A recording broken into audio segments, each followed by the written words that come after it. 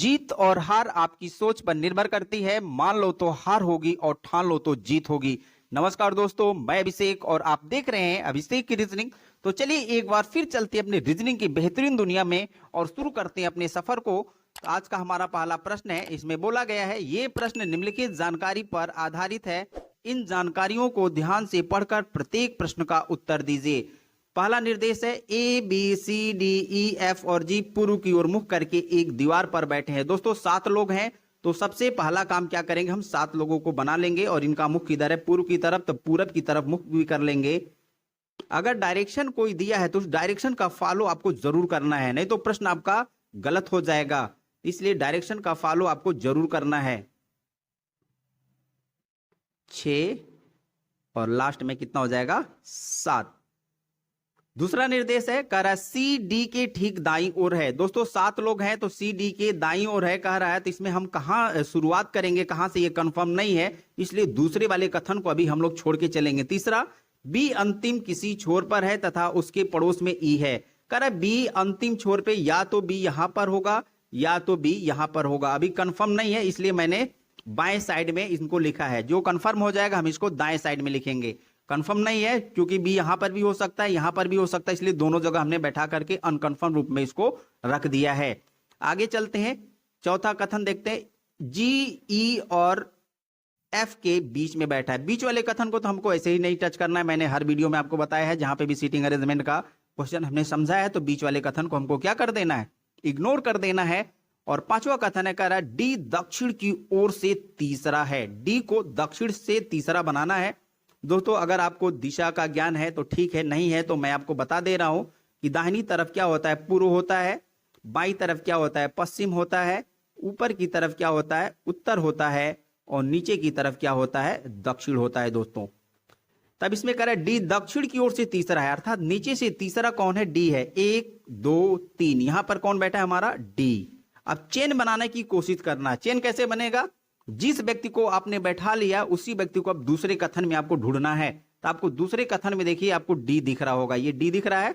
कह रहा है सी डी की ठीक दाईं ओर है। डी का ठीक दायां किधर हो जाएगा, नीचे की तरफ, यहां पे क्या हो जाएगा, सी। अगर डी का मुख इधर पूर्व की तरफ है दोस्तों, तो दायां हमारा किधर होगा, दक्षिण की तरफ, और बायां किधर हो जाएगा, हमारा उत्तर की तरफ। तो वही कह रहा है कि सी डी के ठीक दाईं ओर है, तो सी को क्या करेंगे, डी के ठीक नीचे बैठा देंगे। अब हमको 2 व्यक्ति मिल गए, डी और सी। अब क्या करेंगे, डी और सी में से जो भी व्यक्ति कहीं और मिलेगा उसको हम लोग क्या कर लेंगे, पकड़ लेंगे, चेन बनाने की कोशिश करेंगे। तो इसमें डी और सी में से और व्यक्ति कहीं नहीं मिल रहा है, तो हम तीसरे कथन पे थोड़ा सा ध्यान देते हैं। इसमें कह रहा है बी अंतिम किसी छोर पर है तथा उसके पड़ोस में ई है। दोस्तों बी अंतिम छोर पर है, या तो बी यहां पर होगा या तो यहां पे होगा, लेकिन एक कंडीशन इसमें दी है कि उसके पड़ोस में कौन है, ई है। तो अगर हम लोग बी को यहां पे बैठा देते हैं नीचे की तरफ, दक्षिण की तरफ, तो ई को बताइए क्या हम बैठा पाएंगे, ई को पड़ोस में बैठा पाएंगे बी के, नहीं बैठा पाएंगे। तब ये कंफर्म हो गया कि बी हमारा यहां पे नहीं होगा। बी दोस्तों हमारा क्या होगा, उत्तर साइड में, यानी सबसे ऊपर होगा बी, और इसके पड़ोस में बोला गया कौन है, ई है। तो इसके पड़ोस में हम क्या करेंगे, ई को बैठा देंगे, ई हो जाएगा। अब आगे क्या कह रहा है, एक हमारा कथन बाकी है, ये चौथा वाला। तो इसमें कह रहा है जी ई और एफ के बीच में है, जी ई और एफ के बीच में है, तो ई है यहां पर। अब हमको क्या करना है, ई और एफ के बीच में किसको बैठा देना है, जी को बैठा देना है। जी यहां पे हो जाएगा। 7 व्यक्ति थे, 6 व्यक्ति को हमने आसानी से बैठा लिया, एक व्यक्ति बाकी है और एक स्थान बाकी है दोस्तों। तो यहाँ पे जो व्यक्ति बाकी है और जो स्थान खाली वहां पे बैठा देंगे, तो वो व्यक्ति है कौन, ए। तो लास्ट में हम किसको बैठा देंगे, ए को बैठा देंगे। अब हमारा क्वेश्चन सॉल्व हो चुका है। अब देखते हैं हमसे प्रश्न में पूछा क्या गया है। तो इसमें पूछा गया है निम्नलिखित में से कौन सा व्यक्तियों का जोड़ा अंतिम सिरों पर बैठे व्यक्तियों का है। अंतिम में कौन बैठे ये बताना है।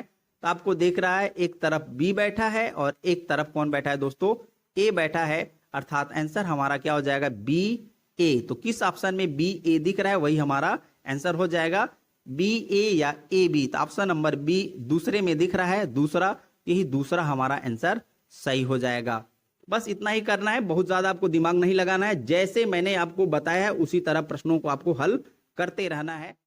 चलिए अब हम अपना नेक्स्ट क्वेश्चन देखते हैं। इसमें पूछा गया निम्नलिखित में से कौन सी जानकारी ए के स्थान को ज्ञात करने के लिए आवश्यक नहीं है।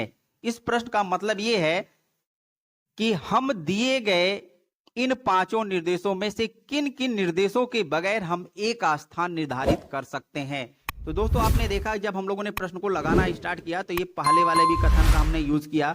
इसमें लिखा था A B C D E F G पूर्व की ओर मुख करके एक दीवार पर बैठे हैं, तो इसमें ए का जिक्र है, तो इसके बिना तो हम लोग प्रश्न को हल ही नहीं कर सकते कथन एक के बिना, क्योंकि इसमें सभी का जिक्र है तो इसकी जरूरत हमें पड़ेगी। दूसरा कह रहा है सी डी के ठीक दाईं ओर है, इसका भी यूज हम लोगों ने किया। बी किसी अंतिम छोर पर है तथा उसके पड़ोस में ई है, इसका भी हम लोगों ने यूज किया। जी ई और एफ के बीच में है, इसका भी हम लोगों ने यूज किया। और डी दक्षिण की ओर है, इसका भी यूज किया। जब इन पांचों कथन को हम लोगों ने अप्लाई करके सभी व्यक्तियों को बैठा लिया तो हमने देखा था कि एक स्थान बचा रह गया था और एक व्यक्ति बच गया था, तो वो व्यक्ति कौन था? ए था। तो इसका मतलब ये हुआ कि हम लोगों ने सभी कथन का यूज किया, उसके बाद हमको पता चला कि ए अभी बच गया है और उसका एक स्थान बचा था। तो इसका हमारा आंसर ये होगा कि इनमें से कोई भी ऐसा कथन नहीं है जिसकी हमको जरूरत ना पड़े, यानी सभी कथनों की जरूरत पड़ी हमको, उसके बाद हम ये ज्ञात कर पाए कि ए का स्थान कौन सा होगा। तो इसमें ऑप्शन नंबर पहला दिया है, केवल एक दिया था कि केवल एक का, ऐसा तो नहीं, एक की जरूरत पड़ी थी। दूसरा, दूसरे की भी जरूरत पड़ी थी। तीसरा, तीसरे की भी जरूरत पड़ी थी। सभी जानकारियां आवश्यक हैं। दोस्तों देखिए यहाँ पे दो ऑप्शन जो दिए, इसमें लोग बहुत कंफ्यूज आ जाएंगे कि कौन सा ऑप्शन लगाए कि सभी जानकारियां। ये तो ठीक है, सभी की जरूरत पड़ी, लेकिन हमको इन पांचों ऑप्शन में से निकालना है कि कौन सा ऑप्शन हमको लगाना है। तो सभी का मतलब यहाँ पर इन पांचों की बात नहीं की गई है, यहाँ सभी का मतलब ये 1, 2 और 3 की बात की गई है, क्योंकि हमको ऑप्शन से इतर नहीं सोचना है। ऑप्शन हमारे पास 5 है, 3 ही में से हमको सोचना है।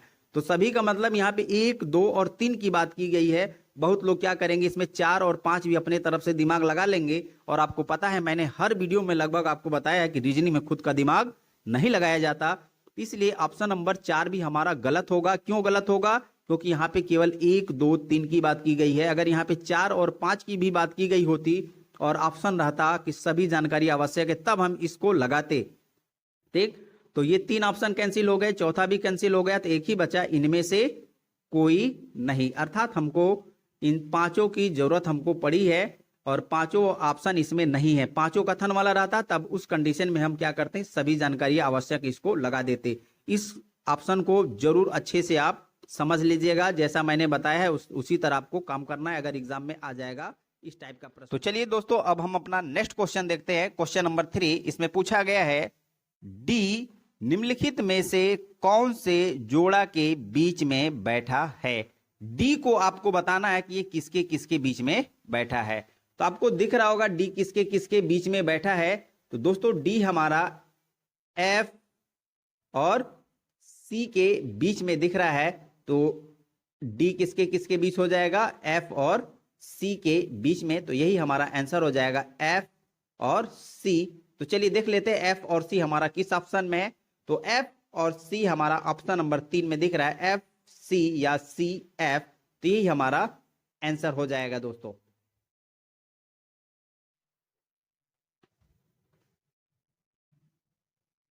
हमारा नेक्स्ट प्रश्न है, इसमें पूछा गया निम्नलिखित में से कौन सा व्यक्ति सी से जगह बदल ले तो वह उत्तरी सिरे से तीसरा हो जाएगा। आपको ये बताना है कि सी के जगह पे किस व्यक्ति को रख दिया जाए कि ये उत्तर से अर्थात ऊपर से ये कितने नंबर पे आ जाए, तीसरा हो जाए। तो आपको पता है दोस्तों सी से जगह बदल लेने वाला कोई भी व्यक्ति उत्तरी सिरे से तीसरा नहीं हो सकता, क्योंकि सी से जगह बदल लेने वाला कोई भी व्यक्ति हर हाल में उत्तरी सिरे से छठा होगा। कैसे? ये 1 number, 2 number, 3 number, 4 number, 5 number और 6 नंबर पे हमारा सी है। इसलिए सी के स्थान पे जिस भी व्यक्ति को हम रखेंगे वह उत्तर से हमेशा छठा नंबर पे ही आएगा। अर्थात यहाँ पे हमारा आंसर कौन सा सही हो जाएगा, इनमें से कोई नहीं ऐसा है जिसको हम उत्तरी सिरे से सी के स्थान पे रख दें तो गिनने के बाद वो छठे नंबर पर आएगा। तो चलिए साथियों हम अपने नेक्स्ट क्वेश्चन की तरफ बढ़ते हैं। इसमें पूछा गया ई के ठीक दाईं ओर कौन बैठा है। ई का ठीक दाएं पूछा गया है, तो आपको पता है कि सभी व्यक्तियों का मुख इस प्रश्न में किधर था, पूर्व की तरफ था।